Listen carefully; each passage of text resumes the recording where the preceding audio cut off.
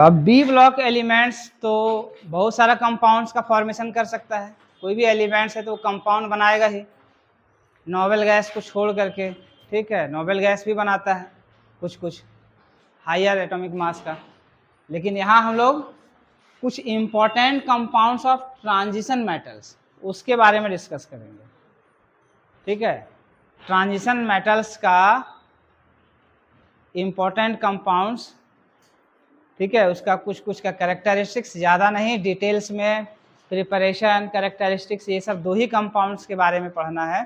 ठीक है, तुम्हारे सिलेबस में।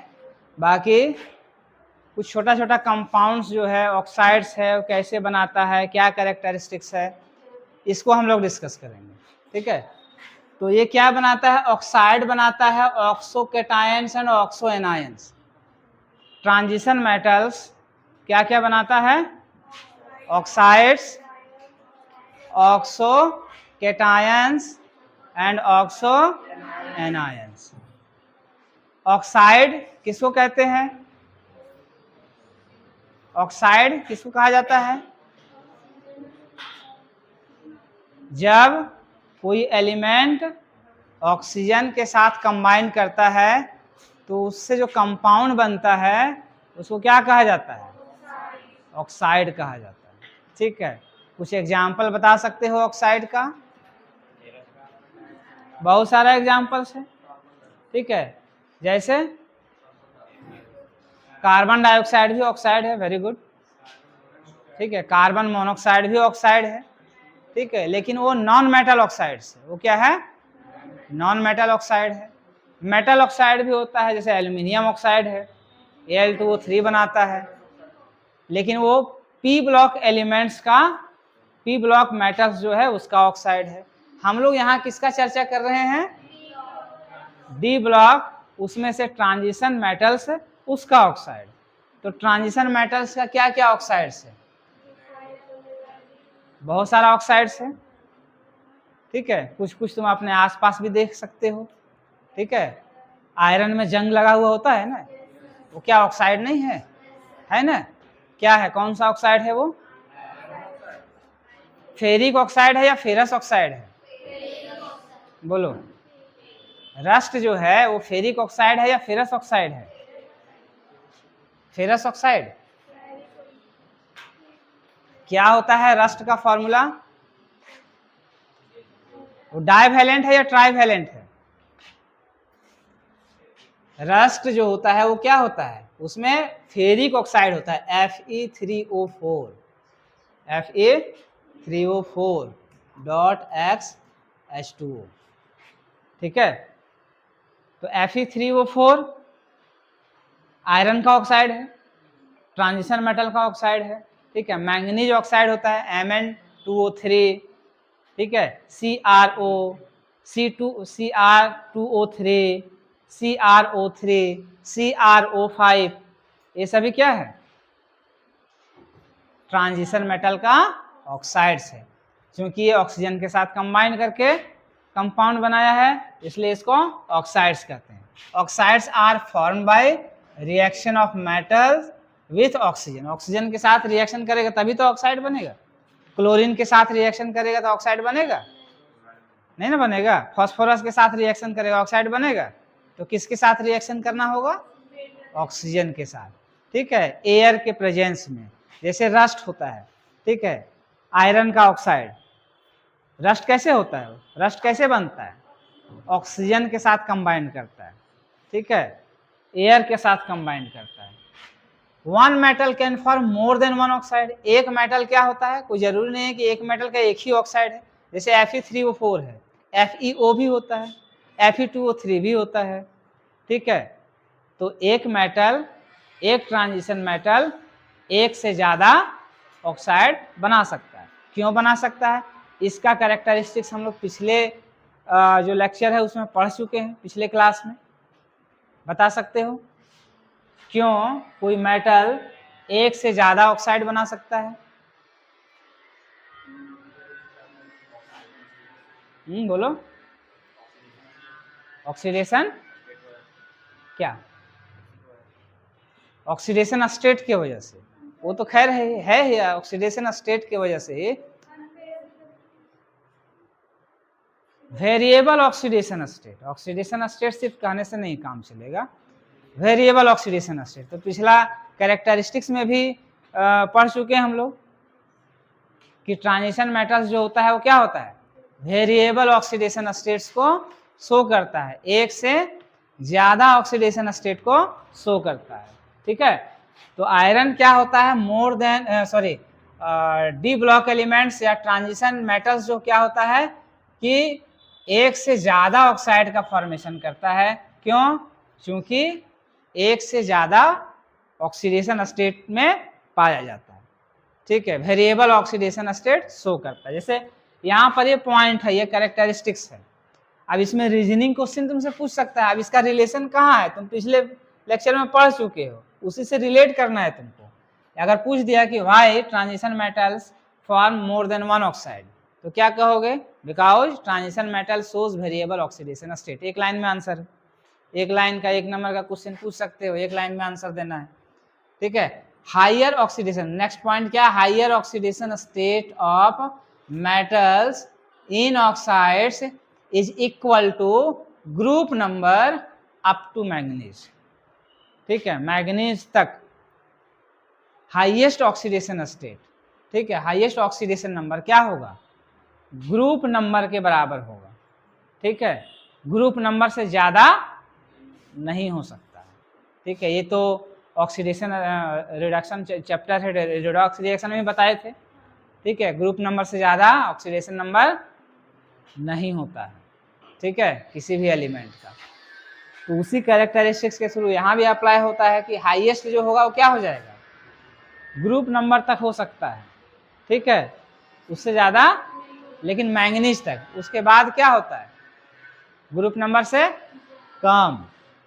ठीक है, जैसे आयरन है तो आयरन का ग्रुप नंबर कितना है, 8, लेकिन 8 नहीं होगा उसका, हाईएस्ट ऑक्सीडेशन स्टेट +8 नहीं होता है। ठीक है, तो क्या होता है, मैक्सिमम +6 तक होता है ना। ये सब सारा पिछले क्लास में हम लोग डिस्कस कर चुके हैं, ऑक्सीडेशन स्टेट को भी। ठीक है, तो हायर ऑक्सीडेशन स्टेट मेटल्स का, ट्रांजिशन मेटल्स का किसी ऑक्साइड्स में क्या होगा, ग्रुप नंबर के बराबर हो सकता है। कहाँ तक, up to manganese, up to manganese, जैसे फर्स्ट ट्रांजिशन सीरीज के लिए।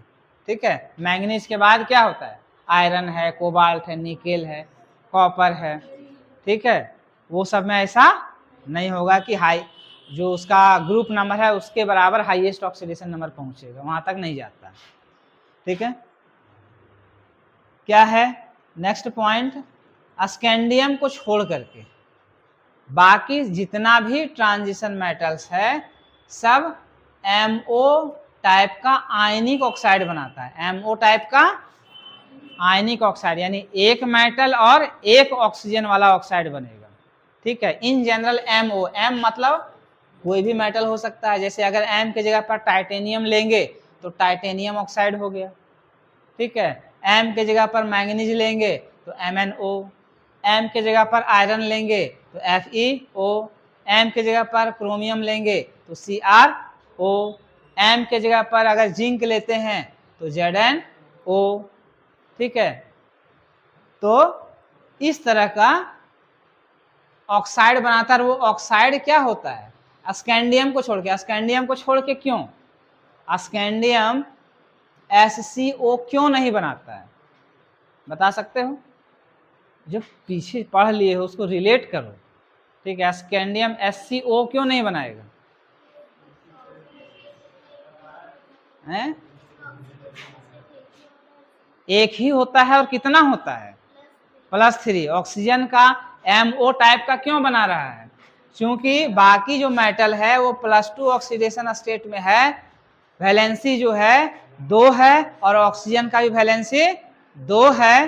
ठीक है, इसलिए MO टाइप का ऑक्साइड बन रहा है, लेकिन स्कैंडियम का वैलेंसी 3 है, इसलिए वो MO टाइप का ऑक्साइड नहीं बना सकता है। तो क्या बना सकता है, वो कौन सा ऑक्साइड बनाएगा, स्कैंडियम का वैलेंसी 3 होता है, ऑक्सीजन का वैलेंसी 2 है, तो क्रॉस करेंगे तो क्या हो जाएगा, Sc2O3 बना सकता है, ऑक्साइड तो बनाएगा ही। ठीक है, लेकिन HCO नहीं बनाएगा क्योंकि स्कैंडियम का वैलेंसी 2 नहीं होता है। समझ में आया बात? और जो MO टाइप का जो भी ऑक्साइड है ट्रांजिशन मेटल का, वो सब क्या है? आयनिक है। ये भी ध्यान रखना हो, क्या है होता है वो? आयनिक होता है। क्या होता है?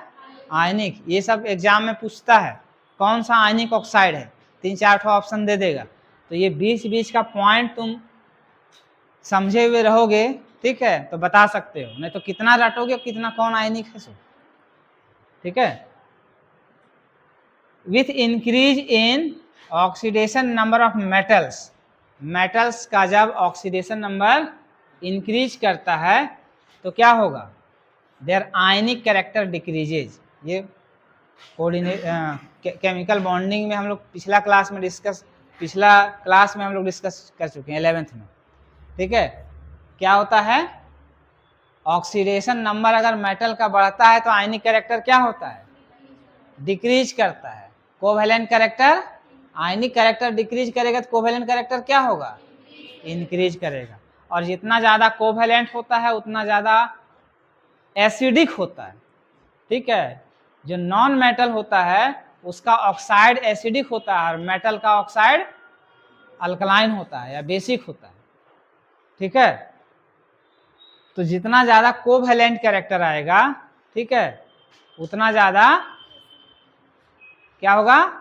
एसिडिक होगा। एसिडिक स्ट्रेंथ उसका उतना ज्यादा होता है। ठीक है, तो आयनिक कैरेक्टर डिक्रीज करता है with increase in oxidation number, covalent character increase करता है। इसके लिए कौन सा रूल हम लोग पढ़े हैं केमिकल बॉन्डिंग में? फजन्स रूल। फजन्स रूल, पोलराइजेशन पढ़े हैं ना, पोलराइजेशन। ठीक है, सब तो भूल गए होगे तुम लोग, जानते हैं, एक बार उसको देख लेना, रिवाइज कर लेना। फजन्स रूल का यहाँ कंसेप्ट यूज हो रहा है। ठीक है, कि जितना ज़्यादा चार्ज, उतना ज़्यादा कैटायन का जितना ज़्यादा चार्ज होता है उतना ज़्यादा एनायन का इलेक्ट्रॉन क्लाउड को डिस्टोर्टेड कर देता है और अपनी ओर खींच लेता है। तो थोड़ा सा क्या होता है, इलेक्ट्रॉन क्लाउड जो होता है वो कैटायन का साथ शेयर हो जाता है। जब शेयरिंग होगा तो वहाँ कोवेलेंट कैरेक्टर आएगा। ठीक है, इसलिए क्या होता है, जितना ज़्यादा ऑक्सीडेशन नंबर होगा, जितना ज़्यादा चार्ज होगा उतना ज़्यादा पोलराइजेशन होगा, जितना ज़्यादा पोलराइजेशन होगा उतना ज़्यादा कोवेलेंट कैरेक्टर होगा, जितना ज़्यादा कोवेलेंट कैरेक्टर होगा उतना कम आयनिक कैरेक्टर होगा।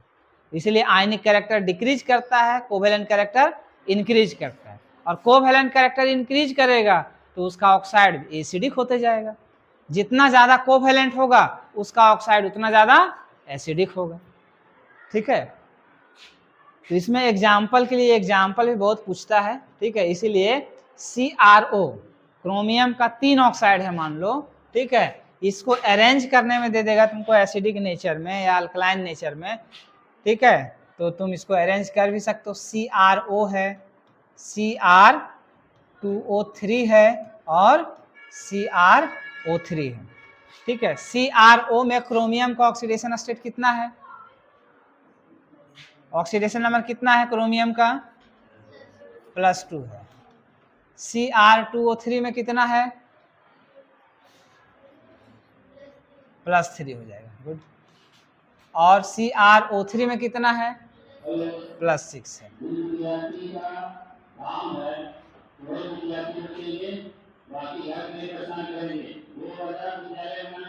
ठीक है, तो ये तीनों में क्या है? ऑक्सीडेशन नंबर बढ़ रहा है, क्रोमियम का कम है, Cr2O3 का उससे ज्यादा है और CrO3 का सबसे ज्यादा है।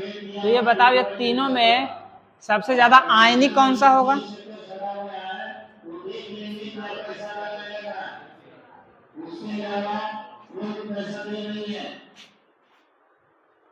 सबसे ज्यादा आयनिक कौन सा होगा? CrO3। यहाँ क्या पढ़े हो तुम, क्या बताएं? With increase in oxidation number of metal there ionic character क्या हो रहा है? तो सबसे ज्यादा ऑक्सीडेशन नंबर किसका है? तो वो क्या है, सबसे ज्यादा आयनिक होगा। डिक्रीज, जितना ज़्यादा ऑक्सीडेशन नंबर, जितना ज़्यादा ऑक्सीडेशन स्टेट, उतना कम आयनिक। ठीक है, तो सबसे कम आयनिक कौन सा होगा और सबसे ज़्यादा आयनिक कौन सा होगा? CrO। ठीक है, सबसे ज़्यादा एसिडिक कौन सा ऑक्साइड होगा? एसिडिक सबसे ज़्यादा कौन सा होगा?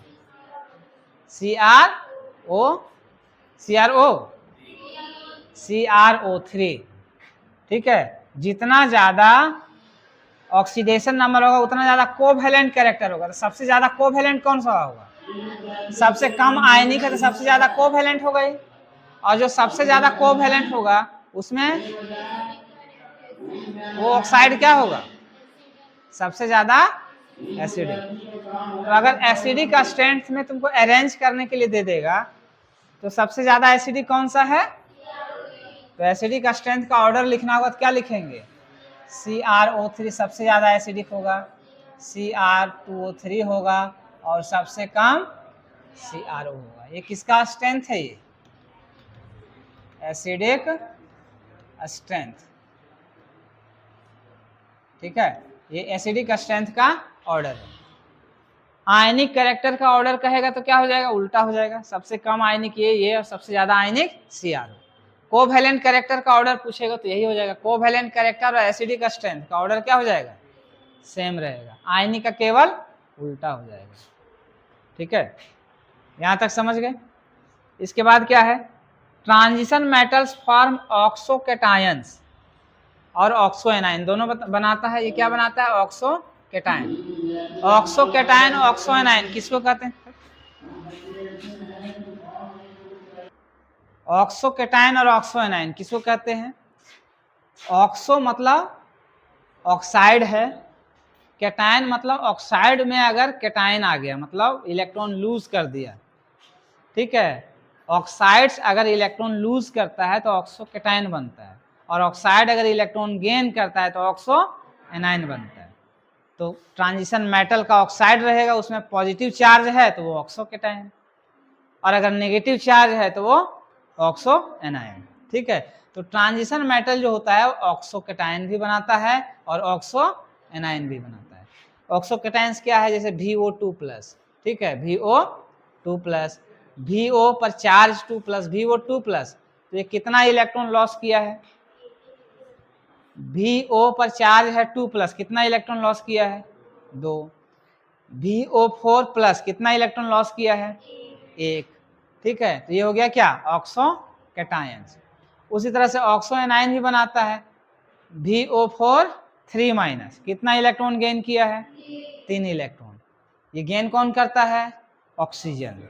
ठीक है, CrO4-, CrO4-।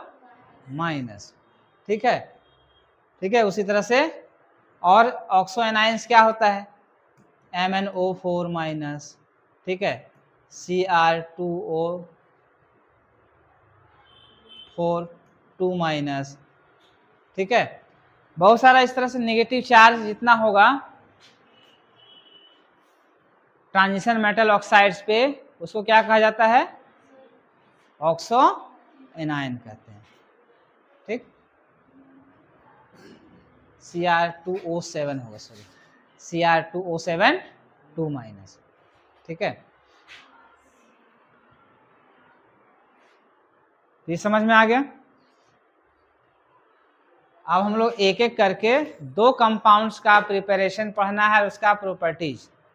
ठीक है, एक है पोटासियम डाई, इसमें किसी को कंफ्यूजन? ये समझ में आ गया? Potassium dichromate K2Cr2O7।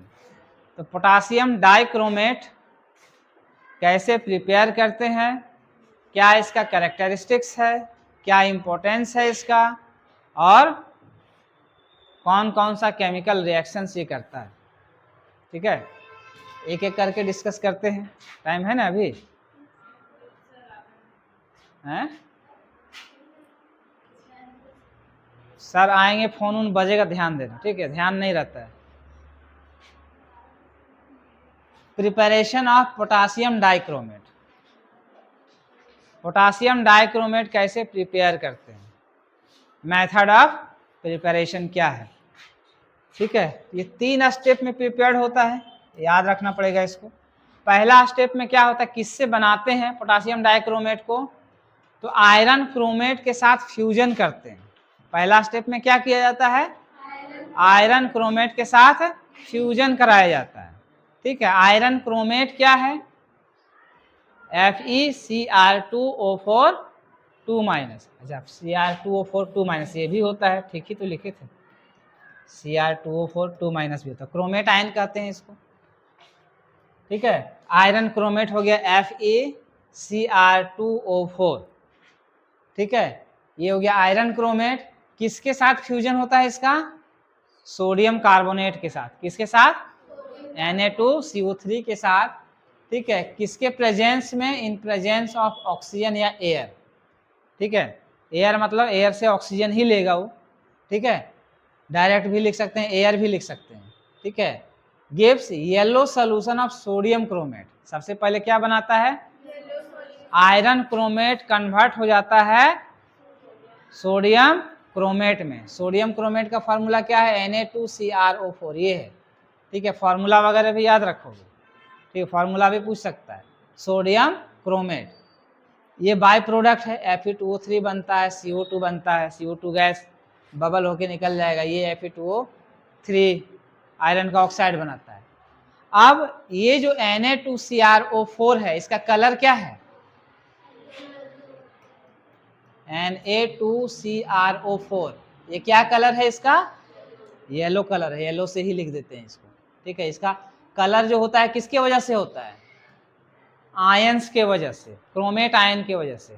ठीक है, तो सोडियम क्रोमेट बनाता है, तो क्रोमेट आयन जो होगा, ठीक है, ये किस कलर का होता है, येलो कलर का होता है। कौन सा कलर का, येलो कलर। यानी सॉल्यूशन जो बनेगा, जब आयरन क्रोमेट को जब फ्यूज करते हैं, तो वो सॉल्यूशन कैसा रहेगा, सॉल्यूशन कैसा रहेगा, येलो।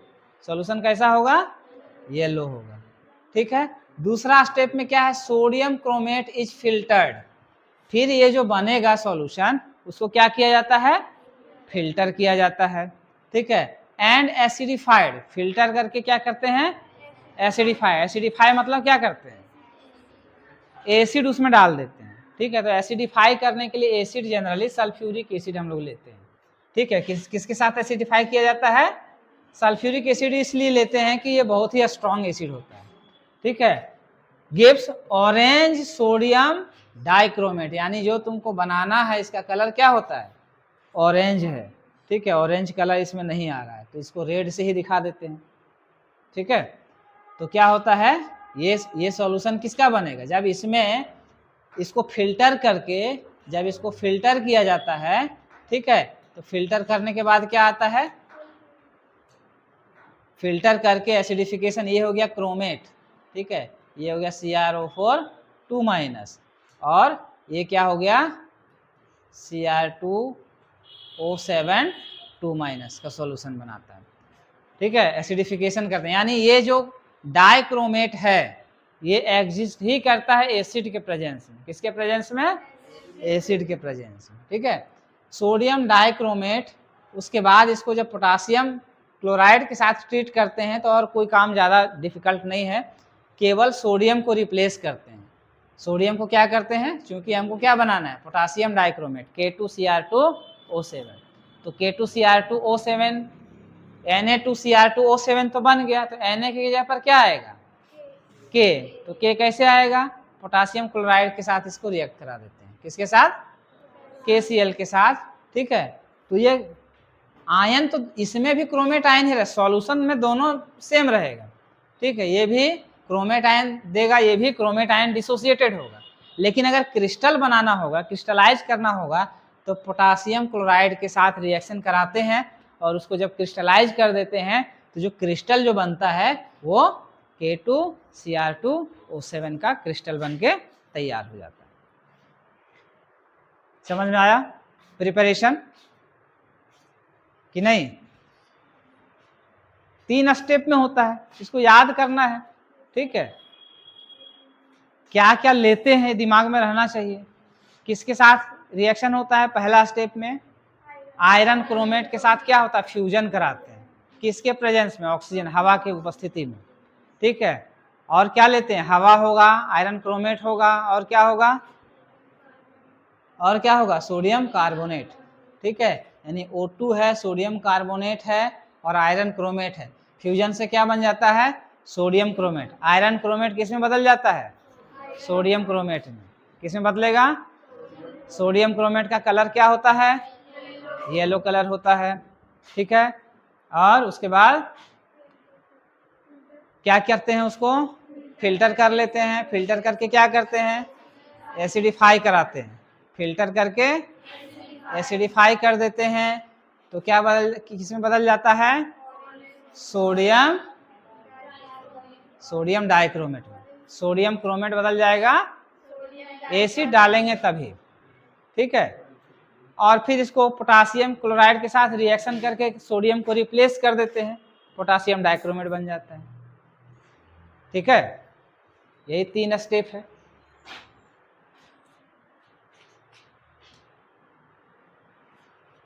समझ गए? डाइक्रोमेट का कलर क्या होगा? ऑरेंज। क्रोमेट का कलर क्या होगा? आप देखो इसे, कैरेक्टरिस्टिक्स ऑफ पोटासियम डाइक्रोमेट। ठीक है, पोटासियम डाइक्रोमेट का क्या क्या कैरेक्टरिस्टिक्स है? पहला इंपॉर्टेंट कैरेक्टरिस्टिक, ये बहुत इंपॉर्टेंट है। ठीक है, इसको लैब में जाएंगे, अगर होगा पोटासियम डाइक्रोमेट तो हम लोग करके देखेंगे, कलर चेंज होगा। ठीक है, कि जो क्रोमेट है, ठीक है, क्रोमेट किस में बदल जाता है? डाइक्रोमेट आयन एग्जिस्ट करता है किस में? केवल एसिडिक मीडियम में। अल्कलाइन मीडियम में किस में कन्वर्ट हो जाएगा? Chromate ion. ठीक है, यानी एक दूसरे में हम लोग बदल सकते हैं। ठीक है, जैसे मान लो कि डाइक्रोमेट है, ये क्या है? ये डाइक्रोमेट हो गया, Cr2O7 2-, ये ऑरेंज कलर है। ये कैसा होता है? Orange colour. इसमें अगर हम बेस मिला देंगे, ठीक है, सोडियम हाइड्रोक्साइड बेस, मतलब क्या हो गया? जैसे ही सोडियम हाइड्रोक्साइड इसमें ऐड करोगे, ठीक है, ये ऑरेंज से क्या बन जाएगा?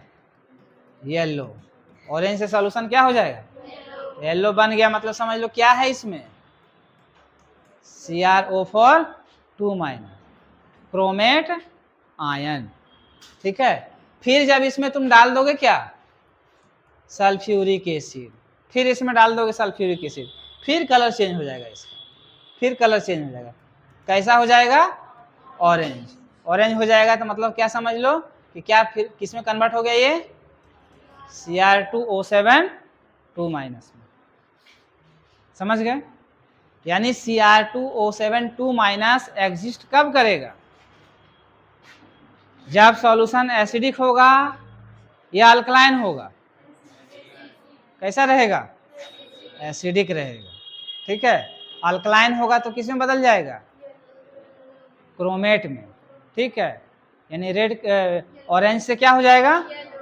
ठीक है, ये समझ में आ गया?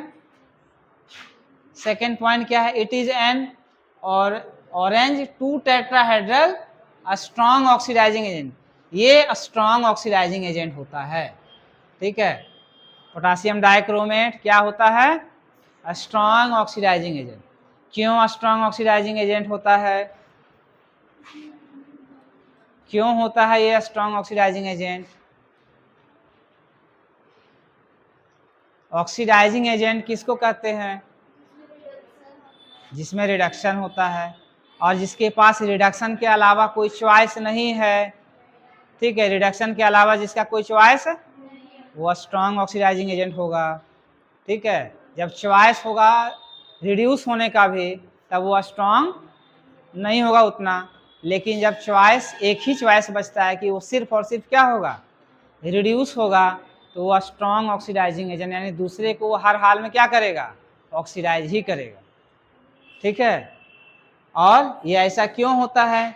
क्योंकि Cr2O7 में 2- में क्रोमियम का ऑक्सीडेशन स्टेट निकालोगे तो कितना आएगा?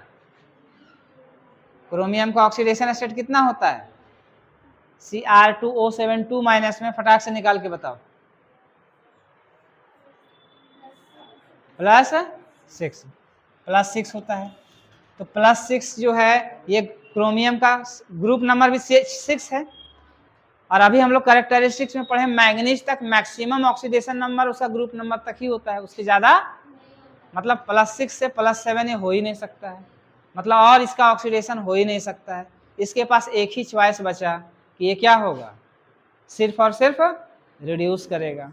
और जब सिर्फ रिड्यूस करेगा तो ये स्ट्रॉन्ग ऑक्सीडाइजिंग एजेंट का बिहेव करेगा। ठीक है, ये रीजनिंग क्वेश्चन आ सकता है कि वाई Cr2O से या पोटासियम डाइक्रोमेट वाई K2Cr2O7 is a strong oxidising agent, आता भी है। ठीक है, तो क्यों स्ट्रॉन्ग ऑक्सीडाइजिंग एजेंट होता है? क्योंकि chromium is in the highest oxidation state, chromium is in the highest oxidation state. ठीक है, hence it has only choice to reduce. ठीक है, इसलिए क्या हो जाएगा, ये स्ट्रॉन्ग ऑक्सीडाइजिंग एजेंट होगा। ठीक है, ये ऑब्जेक्टिव में पूछा जाता है, ये बहुत इंपॉर्टेंट है। ये क्या है? It is used as primary standard. क्या होता है ये? क्या होता है? प्राइमरी स्टैंडर्ड वॉल्यूमेट्रिक एनालिसिस, यानी टाइट्रेशन में इसको हम लोग कैसे यूज करते हैं? As a primary standard. ठीक है, प्राइमरी स्टैंडर्ड यूज किया जाता है इसलिए क्योंकि ये क्या होता है, मॉइस्चर को एब्जॉर्ब नहीं करता है ये। ठीक है, मॉइस्चर को एब्जॉर्ब नहीं करता है, इसका कंसंट्रेशन चेंज नहीं करता है। ठीक है, इसलिए इसको एज ए प्राइमरी स्टैंडर्ड लेते हैं। ठीक है, ये रिएक्शन एक ही लाइन में लिख दिए हैं सारा रिएक्शन। अब ये रिएक्शन जो होगा इसको एक एक करके तुम बैलेंस करके लिख सकते हो, ये आ भी सकता है। इन एसिडिक मीडियम, ये एसिडिक मीडियम में होगा ही, अल्कलाइन मीडियम हो ही नहीं सकता। अल्कलाइन मीडियम में तो CrO4 2- होगा, तो जब भी होगा ये कहे या ना कहे ये एसिडिक मीडियम ही होगा। In acidic medium it oxidises iodide to iodine. Iodide को किस में ऑक्सीडाइज करता है? आयोडीन में। Hydrogen sulphide to sulphur, Sn2+2 Sn4+, Fe2+2 Fe3+। कैसे इसका रिएक्शन होता है? जैसे पहला लिखते हैं, आयोडाइड को किस में, I- को किस में बदल देगा? I2 में। बैलेंस्ड केमिकल रिएक्शन लिखने के लिए आएगा, ये ध्यान रखना। क्या आएगा? बैलेंस्ड केमिकल रिएक्शन लिखने के लिए आएगा। ठीक है, यहाँ तक समझ गए हो ना? इसको हम अगले क्लास में ही डिस्कस करेंगे। ठीक है, और इसका हम रिएक्शन अभी हम लोग डिस्कस कर लेते हैं। टाइम है ना अभी? 5 मिनट है। चलो ये तब बाकी सारा रिएक्शन अगले क्लास में, एक रिएक्शन डिस्कस कर देते हैं। इसको ऑक्सीडाइज करा, मतलब ये ऑक्सीडेशन हाफ रिएक्शन हो जाएगा, I- से I2, और reduction half reaction. Reduction half reaction में क्या होगा? Cr2 डाइक्रोमेट है, मतलब Cr2O7 2- आयनिक फॉर्म लिखेंगे। ये रिड्यूस किस में होगा? ये रिड्यूस होता है Cr3+ में। किस में रिड्यूस होता है? Cr3+ में, यानी +6 से +3 ऑक्सीडेशन स्टेट में आ जाता है। फिर इसको बैलेंस कर देना है। उसके बाद क्या करना है? कैसे बैलेंस करते हैं? रिडॉक्स रिएक्शन में बैलेंस का जो तरीका बताए थे वही तरीका अप्लाई होगा। यहाँ 2 इलेक्ट्रॉन हो गए, यहाँ 2 से मल्टीप्लाई करेंगे, आयोडीन बैलेंस हो गया। फिर यहाँ 2 नेगेटिव चार्ज है, इसको बैलेंस करने के लिए 2 इलेक्ट्रॉन, चार्ज को इलेक्ट्रॉन से बैलेंस करते हैं। ठीक है, ऑक्सीजन को बैलेंस करेंगे। एसिडिक मीडियम में 7 ऑक्सीजन है, 7 ऑक्सीजन इधर कम है, 7H2 इधर जोड़ दोगे। हाइड्रोजन को बैलेंस करेंगे तो 14 हाइड्रोजन है, तो इधर क्या करेंगे? 14H+ जोड़ देंगे। फिर चार्ज को बैलेंस करेंगे तो 14 पॉजिटिव चार्ज में 2 नेगेटिव चार्ज हो गया। कितना हो गया? सॉरी, पहले इसमें क्रोमियम को बैलेंस नहीं किए, यहाँ 2 क्रोमियम था, यहाँ 2 से मल्टीप्लाई करेंगे। ठीक है, तो 14 में से 2 गया तो 12 पॉजिटिव चार्ज हो गया, और इधर 3 × 2 6 पॉजिटिव चार्ज, इधर 6 पॉजिटिव, इधर तो इधर 12 पॉजिटिव ज़्यादा है, 12 पॉजिटिव ज़्यादा है तो क्या करेंगे? 6 नेगेटिव जोड़ देंगे तो बैलेंस हो जाएगा। अब क्या करेंगे, इसमें 3 से मल्टीप्लाई करके दोनों इक्वेशन को जोड़ दो, बैलेंस इक्वेशन हो जाएगा। ठीक है, बैलेंसिंग बताए भी थे रिडॉक्स रिएक्शन में, और ये इक्वेशन भी जरूर बताए होंगे। ठीक है, तो ये हो गया कैरेक्टरिस्टिक्स ऑफ किसका, डाइक्रोमेट आयन। इसका और कुछ कुछ रिएक्शंस को हम लोग डिस्कस करेंगे, या घर में तुम लोग सबको बैलेंस, ये होमवर्क रहा तुम लोग का कि बाकी जितना भी रिएक्शन है सभी का बैलेंस्ड केमिकल इक्वेशन लिख के लाना है। ठीक है, उसके बाद पोटासियम परमैंगनेट, इसका प्रिपरेशन और इसका कैरेक्टरिस्टिक्स हम लोग डिस्कस करेंगे। अच्छा हाँ, इसका एक और इम्पोर्टेंट फीचर्स, इसको समझ ही लो, क्रोमेट और डाइक्रोमेट का स्ट्रक्चर आता है, बहुत इंपॉर्टेंट स्ट्रक्चर ड्रॉ करने के लिए आएगा, Cr2O7 2- का और CrO4 क्रोमेट या डाइक्रोमेट, दोनों में से किसी का स्ट्रक्चर आता है, बहुत ही इंपॉर्टेंट है। ठीक है, तो इसका कैरेक्टरिस्टिक्स में ही है कि ये क्या होता है, 2 टेट्राहेड्रल यूनिट है। Cr2O7 में कितना टेट्राहेड्रल यूनिट है, तो कैसे होगा, टेट्राहेड्रल स्ट्रक्चर कैसे होता है, 2 यूनिट, 2 टेट्राहेड्रल ज्वाइंट है, तो 2 टेट्राहेड्रल ज्वाइंट कैसे होगा, Cr हो गया एक टेट्राहेड्रल। ठीक है, इस तरह से होगा 1 2 3 4। ठीक है, एक इसका बॉन्ड कॉमन होगा इसके साथ जहां ऑक्सीजन होगा, और फिर बाकी 4, तो 2 टेट्राहेड्रल यूनिट हो गया ना। बीच में ऑक्सीजन, कितना ऑक्सीजन बचा, 6 ऑक्सीजन, कितना ऑक्सीजन बचा, 6 ऑक्सीजन। ठीक है, और चार्ज कितना है, 2 माइनस चार्ज है, तो 2 माइनस चार्ज है तो क्या होगा, 1 माइनस चार्ज इस पे लगेगा, 1 माइनस चार्ज, और जहाँ बाकी जो ऑक्सीजन लगेगा उसमें डबल बॉन्ड होगा। ठीक है, यहाँ भी डबल बॉन्ड, यहाँ भी डबल बॉन्ड। ठीक है, तो ये किसका स्ट्रक्चर हो गया, या यहाँ माइनस चार्ज नहीं लगाते हो तो एक स्क्वायर खींच करके बिग ब्रैकेट के ऊपर 2 माइनस चार्ज लिखोगे। ठीक है, तो ये किसका स्ट्रक्चर हो गया, Cr2O7 2- का स्ट्रक्चर। ठीक है, CrO4- का स्ट्रक्चर ड्रॉ करने के लिए कहेगा, तो क्या हो जाएगा, ये भी टेट्राहेड्रल होता है, एक ही यूनिट इसमें होता है, 1 माइनस चार्ज होगा। ठीक है, बाकी सब क्या है, डबल बॉन्ड, बाकी सब में क्या है, डबल बॉन्ड। तो स्ट्रक्चर बहुत बहुत इंपॉर्टेंट है। ठीक है।